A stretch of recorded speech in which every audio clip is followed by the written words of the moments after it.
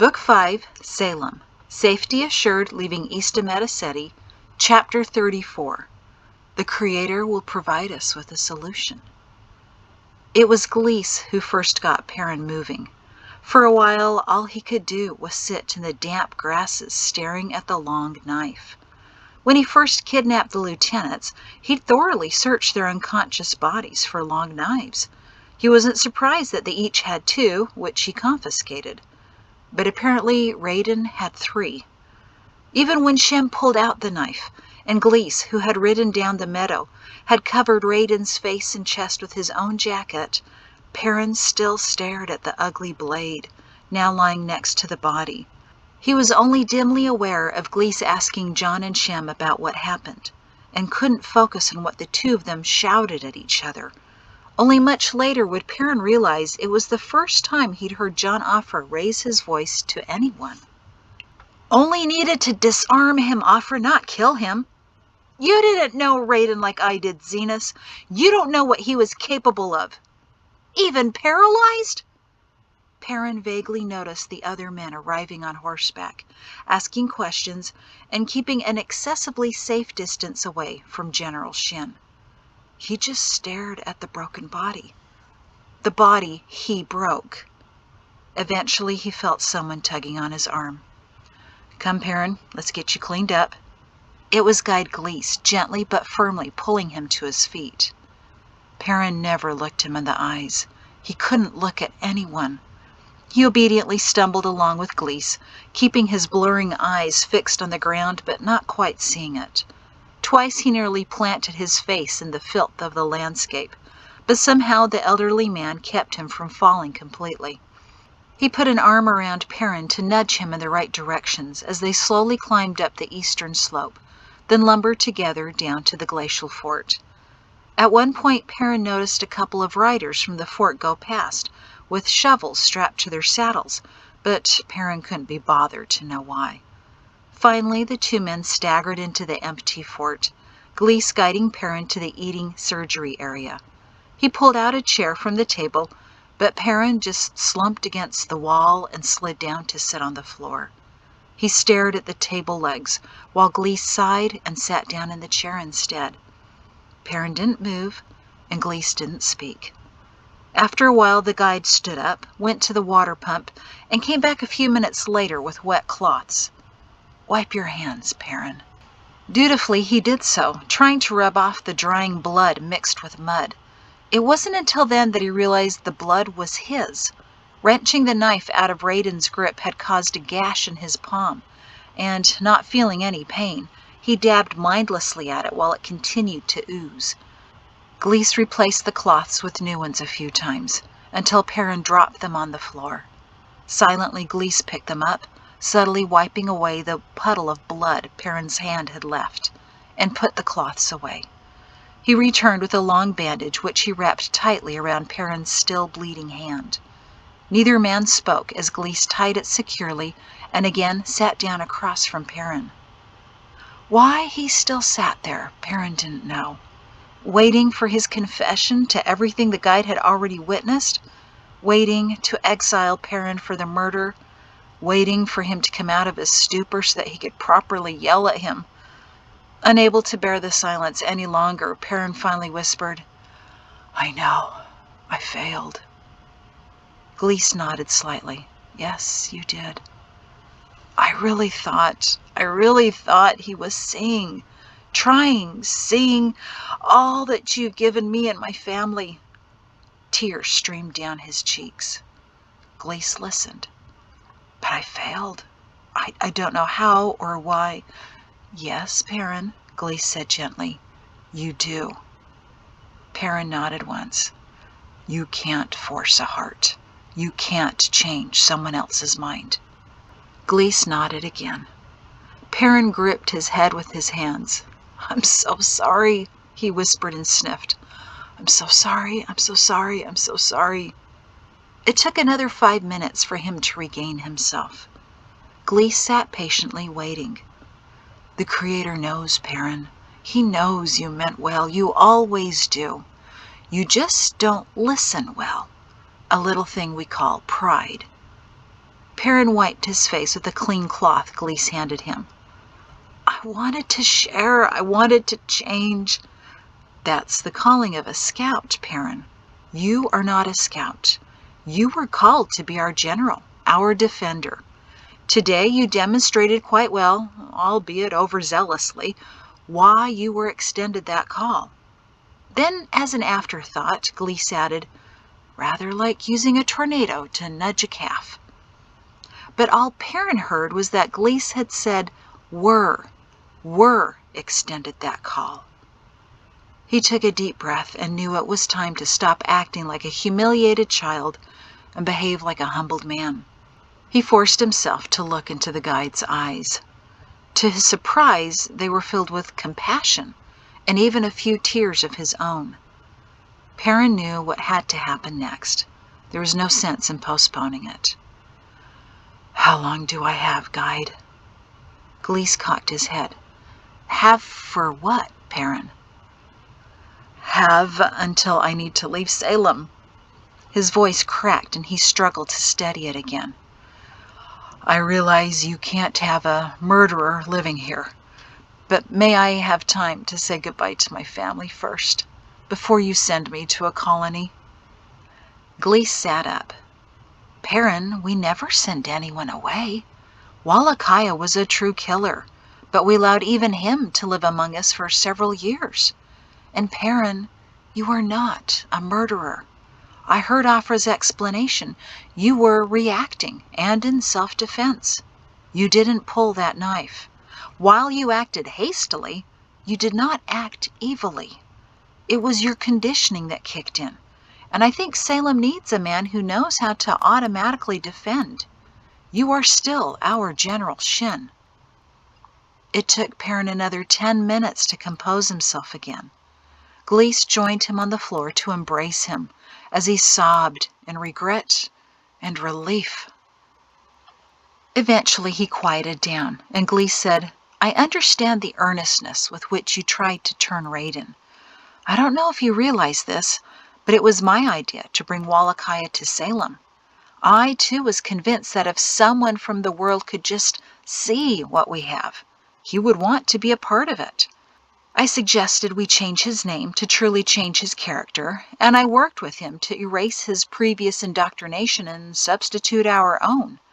And when he was changed, or so I thought, I helped him move to the north to begin a new life. Perrin listened in dreadful fascination. I still don't know what went wrong, Gleace whispered. He seemed so happy. He seemed to really believe, and then he stopped responding to my letters. He refused to see me. Then one day I received the message that he was missing. I failed him too. The men sat in silence until Gleace spoke again, his voice shaky. I may not have plunged a knife into his chest, but my action still caused his death. Somewhere, somehow I failed to teach, or to notice, or to see, and Lakia wandered away from us, trying to reach the world. He likely suffered a slow, painful death alone in the wilds. At least Raiden went quickly. It wasn't until then that Perrin realized he was leaning against Gleace's shoulder, as if he were a boy again listening to his grandfather tell him stories. You and I are a lot alike, Perrin Shin, Gleace said sadly. Maybe I experienced Lakia so that I would feel compassion for you today. I don't deserve compassion, Perrin whispered. I agree, Gleace said simply. None of us deserve anything we get, yet still the Creator gives it to us. Perrin swallowed. Guide, he asked as he sat up, what does he think of me right now? Gleace smiled feebly at him. The Creator feels your sorrow. He's pleased that you feel such a depth of regret, because that will move you into better directions. And, he hesitated, Raiden didn't have much time left in the world. His days were numbered. With or without your interference, he wouldn't have lived to see tomorrow. Why? Had you not caused that stampede, Raiden would have escaped. He would have made his way over to the ridge, recognized a seat, and understood just how close he was to the world. "That's what I feared," Perrin admitted. "I think that's why I reacted as I did." "I was also impressed with the idea," Gleace continued, "that Raiden would have run straight to Lemuel Thorne and told him select details about what happened here." Select details? While Thorne sent him on this mission, Raiden didn't intend to report everything he learned to Thorne, Gleace explained. He planned instead to reveal his best information to Snide, who would have used it to his advantage. "The Creator told you this?" "Showed me, in his own way. He knows everyone's hearts, Perrin. Nothing is secret or hidden from him." "So Snide would have killed Raiden instead?" Gleace shook his head. "Raiden never would have left Edge. You see, what Raiden would reveal to Thorne would so shock and anger him that he would, in a fit of fury, have killed Raiden." Perrin closed his eyes. What would set Lemuel off like that? "The fact that Jatsi was still alive and had given birth to a girl." Perrin's eyes flashed open. "What?" Gleace shrugged. "My best guess is that men like Lemuel think immortality comes from creating another self. People in the world have forgotten that we're already immortal, that this life is just a temporary school of sorts, and that we graduate on to greater experiences when it's over. Lemuel wanted a son, Perrin, preferably your grandson, as his legacy. He never imagined a granddaughter. Raiden would have died simply because he brought bad news." Perrin held his hand over his mouth and slowly shook his head. "What madness!" "Lemuel would have been furious with himself for killing his informant before he was fully informed, but—" "Such a mess," Perrin murmured. "And now, what do we do with Afra? Lemuel's still expecting the lieutenants to return, and John was under the impression that Lemuel may send up even more men, looking in case they didn't come back. Suddenly, I'm thinking that leaving their bloodied clothes at the edge of the forest won't deter the captain, any more than it did last year. Oh, I've made such a mess." He buried his face in his hands as the failures of the past week pressed on his heart. The guide sighed. "The Creator will provide us with a solution. It may not, however, be an easy one, or anything you may have desired," he hinted. "Things may become very uncomfortable." "I'm so sorry," Perrin whispered yet again. After a moment of silence, Gleace said, "There's one more thing, something I've decided about you, if you're interested." "I am.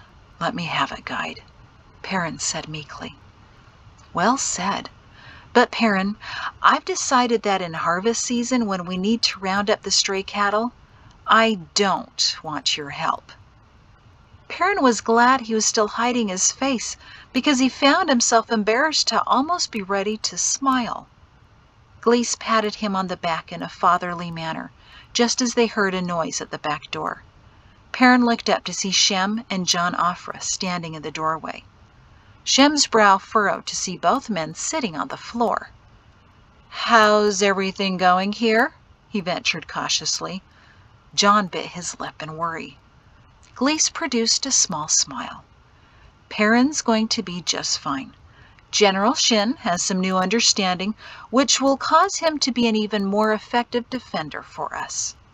Shem's shoulders visibly relaxed, likely worried about the same thing Perrin had been, that he would no longer be Salem's general.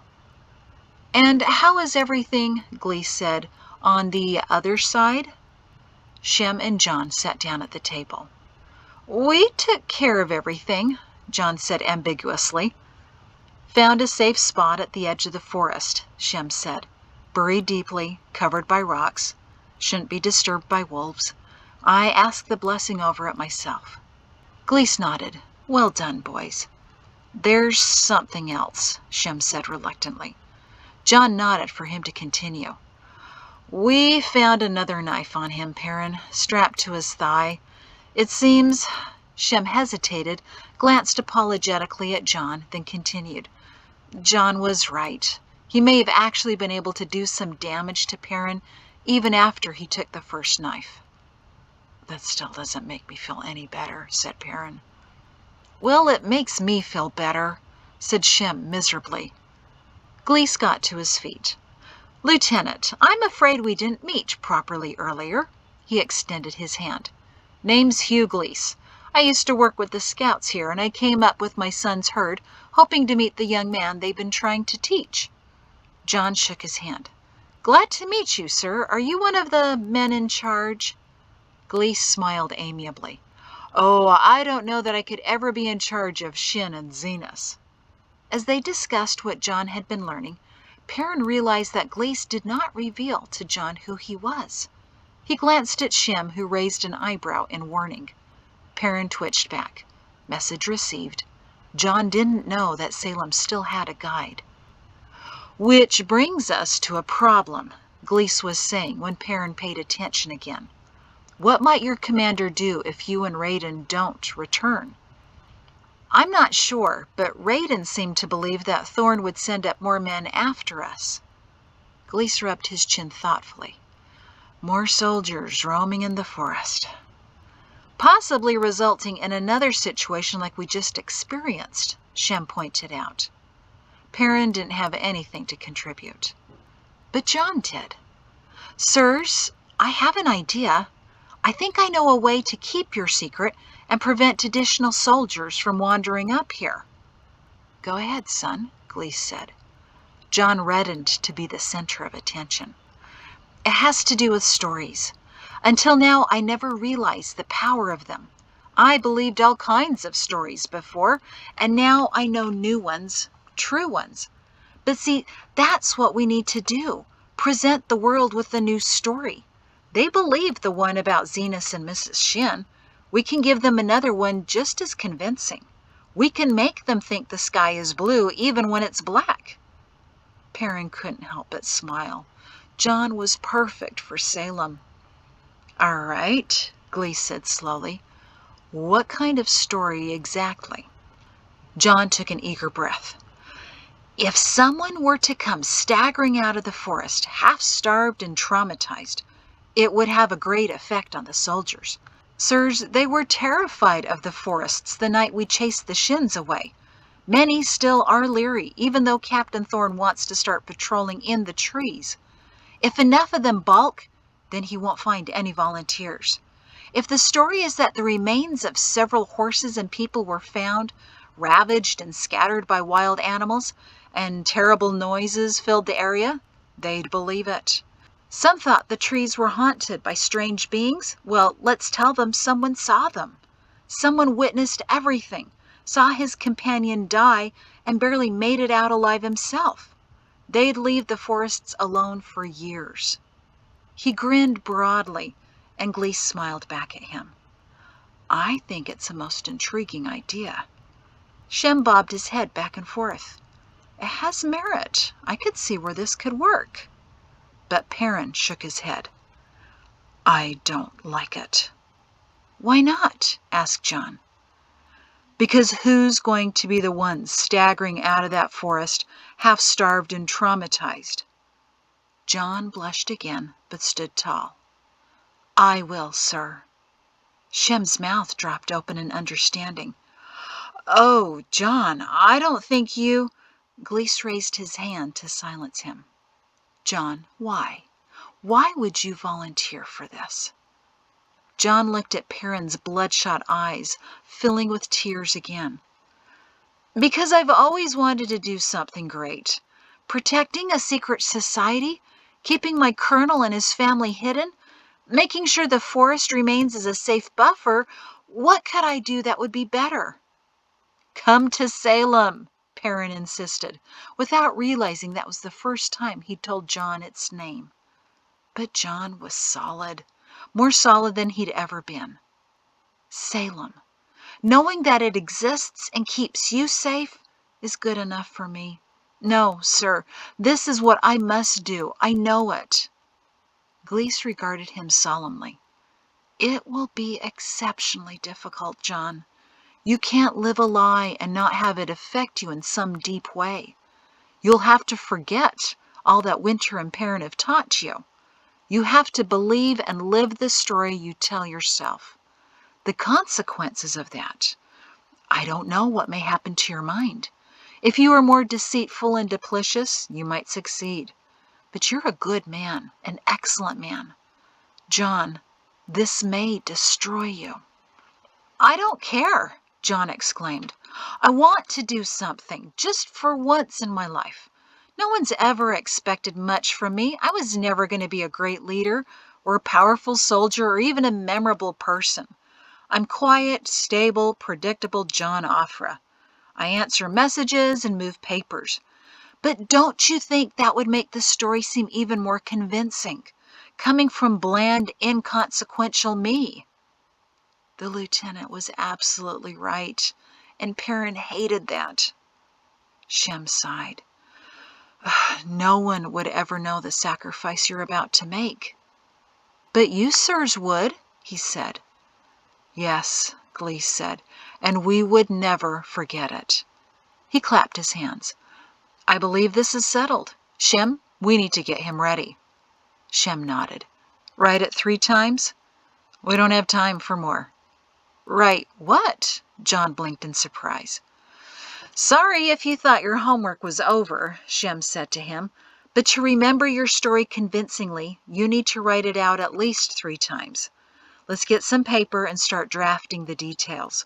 We have to plot your every moment for the past 2 weeks so that it becomes your new reality.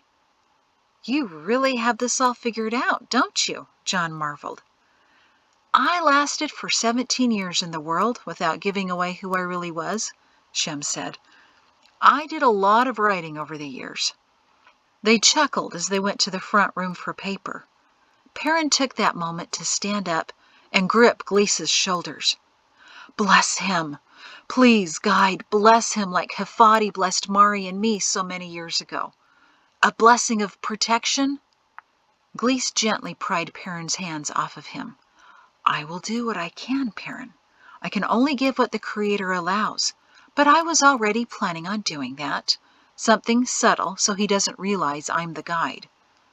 Why haven't you revealed that to him? The poor boy already knows too much, Gleace said, looking through the door to Shem and John huddled together at the desk. No sense in his knowing what he's about to leave. This is a good plan, Perrin. The Creator inspired him. I could feel that as he spoke. But I want you to be warned. This may be that very uncomfortable way out of our mess I was talking about. Perrin watched John working happily with Shem. But all of the discomfort will be on poor John, he pointed out. Oh no, we will get to feel tremendous discomfort too, the guide whispered.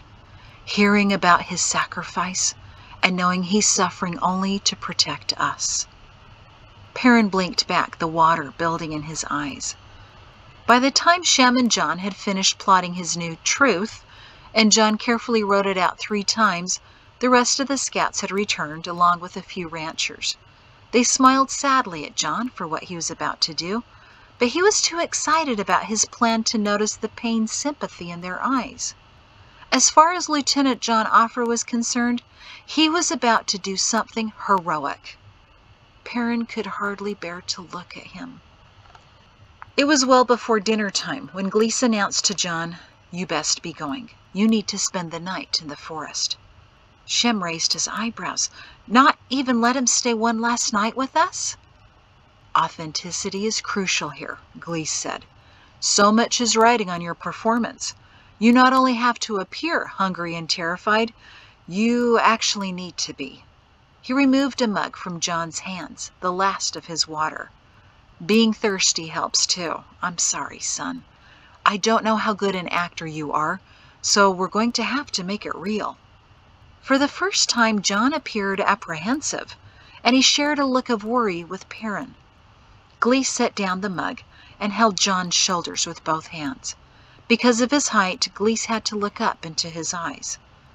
Perrin knew what was coming, and he exhaled in relief. Guide Hafadi had held Mari and him in a similar way so many years ago, when he bestowed a blessing of protection on them. John watched Gleace earnestly. "Do you know much about the Creator, John?" Gleace asked him. John shrugged. "Just the little I've learned here.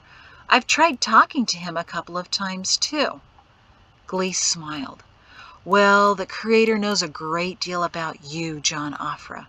You are his son, and he loves you.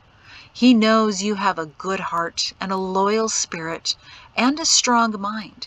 He blessed you long ago with those traits because he knew someday you would do a great thing for us. We just figured that out today, though, didn't we?" John smiled back, but also fidgeted. Gleace's intensity when he was acting as the guide was palpable. John could feel it, but he wasn't sure what he was feeling. "John, don't worry too much about tonight," Gleace told him. "You will be safe in the forest, and you will deliver your message to Thorn with appropriate terror.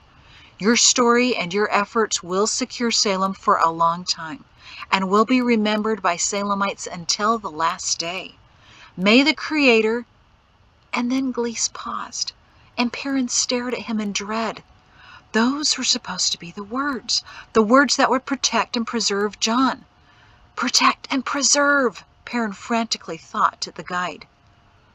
"Always be aware of your sacrifice, your efforts, and your pain.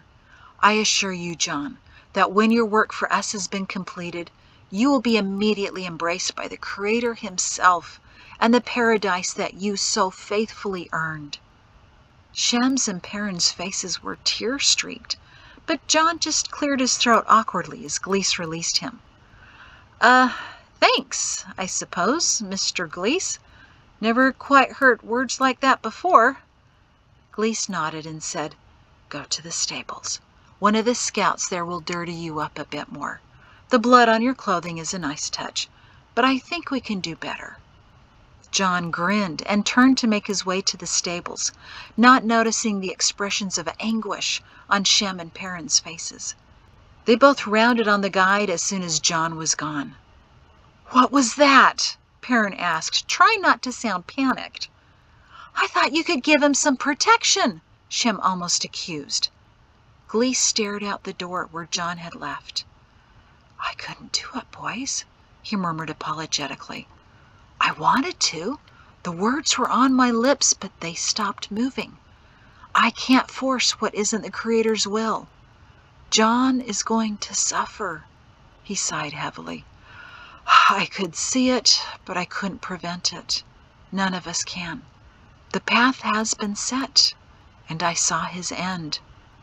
Perrin rubbed his forehead, but Shem said, "I've never heard you say what you did at the end, though, about John being embraced by the Creator." Surprising both Shem and Perrin, Gleace's mouth turned into a slight smile. "That was remarkable. That's not exactly how things happen in paradise, you know." But neither of the men really knew.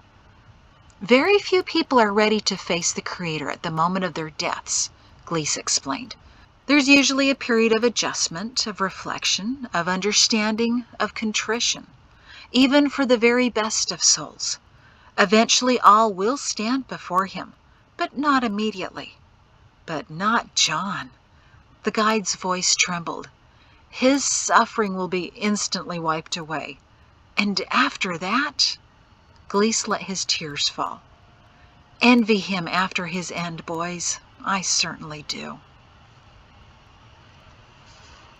John stood at the top of the boulder field just before sundown, shaking his head. "Seriously? Edges this close? You only brought us a few miles?" Shem shrugged guiltily. "We're still working on developing sedation, John, but we have the knowledge of where to hit a man to keep him unconscious for a time." "Unbelievable," he chuckled. "So where you live isn't that far either?" Shem raised his eyebrows. "I remember, the less I know, the easier it is to tell the lie." "So you'll wander around the forest until tomorrow evening," Shem said. "No food, no water. You'll be sufficiently weakened and a bit dehydrated. No one will suspect you're deceiving them. Don't worry, John said, rubbing his face to work in extra dirt. I'll be starving by tomorrow. When I crawl out of the trees begging for food, I won't be acting. You have the cloth? John pulled it out of his trousers pocket, a shredded piece of dark fabric, dirtied with dried blood. Just like the cloaks the Shins were wearing, right? Same cloth, Shem assured him. All I could find, John sighed dramatically, next to the bones of the horses. Very good. You know, I'm beginning to think you can pull this off. I can, Shem, John assured him. Nothing's more important. Will you please tell Perrin that? I will. And will you also tell me why he didn't come with us? John asked, wondering why Perrin Shin gave him a firm hug and a quick kiss on the neck as they left, refusing to go any further than the glacial fort. He's afraid he will kill again, Shem said. He told me he felt the influence of the world coming up the canyon, and he thinks that the further he stays away, the safer everyone is. Gleace agreed. Gleace is one of your men in charge, isn't he? John guessed. Shem nodded. Kind of our own chairman, but a much better man. Kind of like a guide, I would say, John hinted, if they still existed. Shem couldn't look John in the eyes. Instead, he surveyed the darkening forest below him. You best be moving, John. Find yourself a decent place to camp for the night before it gets too late. Then tomorrow you wander out of there a broken, terrified man. I will, Shem, and you will be safe. Shem caught John in an embrace. This is as far as I go. I never want to set foot in that forest again. The scouts will see you through the boulders. And John, thank you. John flashed him a rare grin, saluted, and followed the scouts into the maze of boulders. Shem sighed. You're never going to be the same. Winter sat in the reception office staring out the open front door of the fort. That's why he was surprised by the eager teenager bounding in behind him. Hey, Dr. Winter, I'm here for my 2 weeks. Winter sighed. Oh, Woodson, I'm so sorry. I forgot you were coming up today. This may not be the best time. I don't think you've heard, but... I heard, the young man said, his enthusiasm dampening. I ran into Guide Gleace on the way up here, and he filled me in. I really am here to help. Scouting lessons can wait. When Zenas and the others come back, their horses will need tending to. And to be honest, sir, you all look pretty worn out. Winter smiled darkly. It's been an eventful day, to put it mildly. Of course you can stay. We'll start scouting lessons tomorrow. Tonight, we watch and pray. Woodson pulled up a chair next to the surgeon and sat down. Someone needs stitching up today? I saw your needles soaking on the surgery table. Winter nodded once, still staring out the front door and not shifting his gaze. General has a slashed palm from grabbing the long knife. I don't think he even noticed me putting in the stitches. Of course, the numbing agent is quite effective, but... That's when Woodson noticed what Winter was watching. Or rather, who? Is that General Shin out there? Woodson asked. Sitting on the log? Winter nodded. He planted himself there as Shem and the others took off for down, and he hasn't moved since. Been a few hours now. Maybe he wants company, Woodson said cheerfully. We're pretty good friends now. I've helped him with a lot of his maps, and he even told me to call him Perrin. Winter's sharp look silenced Woodson. He also told me to call him Perrin. I was nearly close to doing so, until I saw the general in action today. Never knew a man could move so quickly, nor kill so efficiently. We're all a bit wary of him. I think he knows that, too. He put himself out there, almost as if in self-banishment, and none of us feels like bothering him. But, Woodson tried valiantly again, maybe he needs a mug of water or he wants to talk. Woodson, there are ways that nature says to leave something alone. The stench of a skunk, the growl of a wolf, the spikes of a cactus, and the brooding of a general. Winter leaned back in his chair. I'm watching him, son. Don't worry. I'm keeping an eye on him should he need anything. But I also know when to leave a man to work things out himself. Woodson sighed. After a quiet minute, Winter said, Actually, Woodson, we're having a scouting lesson right now.